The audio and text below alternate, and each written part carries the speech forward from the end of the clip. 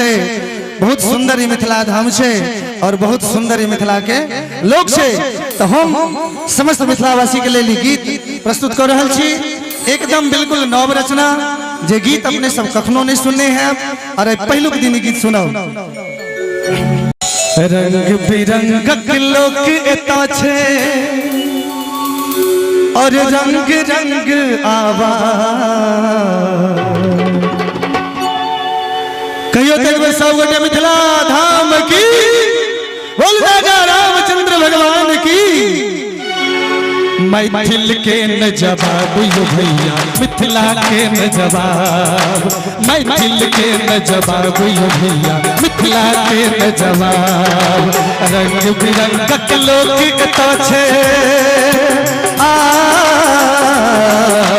रंग बिरंगक लोक एता छे, रंग रंग आवा। मैथिल मैथिल मैथिल के न जवाब यो भैया, मिथिला के न जवाब, मैथिल के न जवाब यो भैया, मिथिला के न जवाब। जय हो जय हो।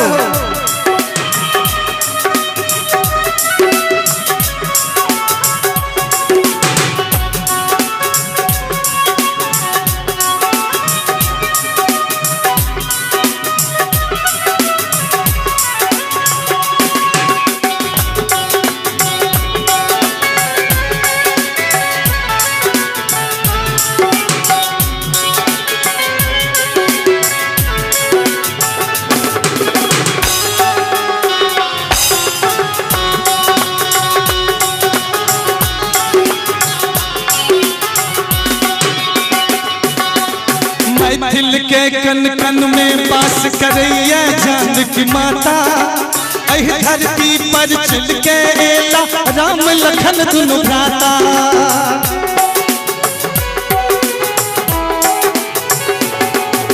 मैथिल के कन कन में बास करैया जानकी माता, एहि धरती पर चल के एला राम लखन दुनु भ्राता। माथा पर में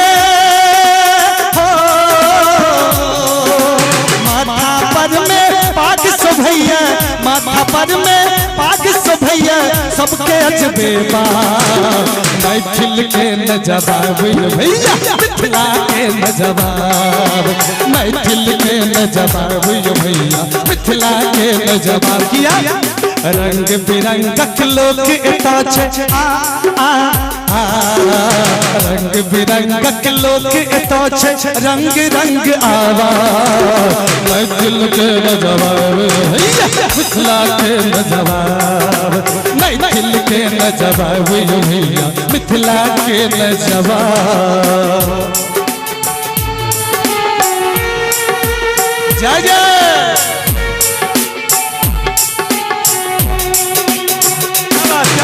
हेमंत भैया बहुत मजा, आपका भी जवाब नहीं है।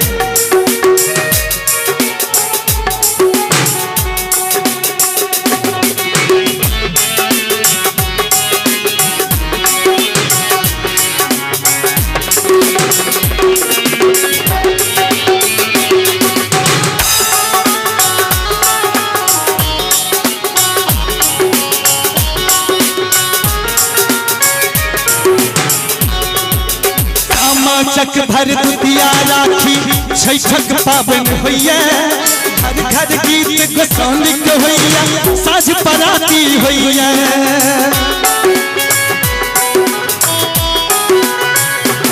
ओ सामा चक भर दुतिया राखी छैठक पाबन होइया, घर घर गीत गोसाउनिक होइया, साझ पराती होइया। एक घाट पर छैठक पूजा, एक घाट पर छैठक पूजा, सब करी सब सा। मैथिल मैथिल मैथिल के न जवाब भैया, मिथिला के न जवाब, मैथिल के न जवाब भैया, मिथिला के न जवाब।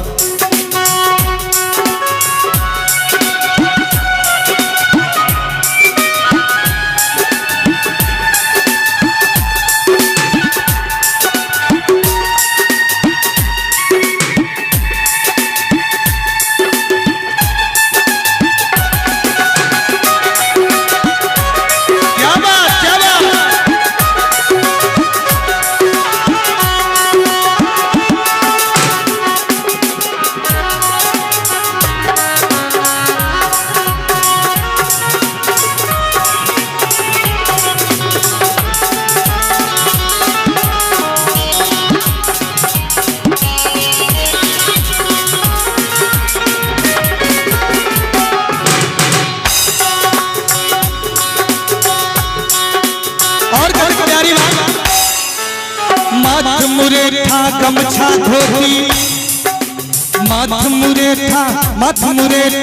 माथ मुरेठा गमछा धोती सन में गजब रहिए जियो रे शेरा मैथिल बेटा मोहन इहा कहिया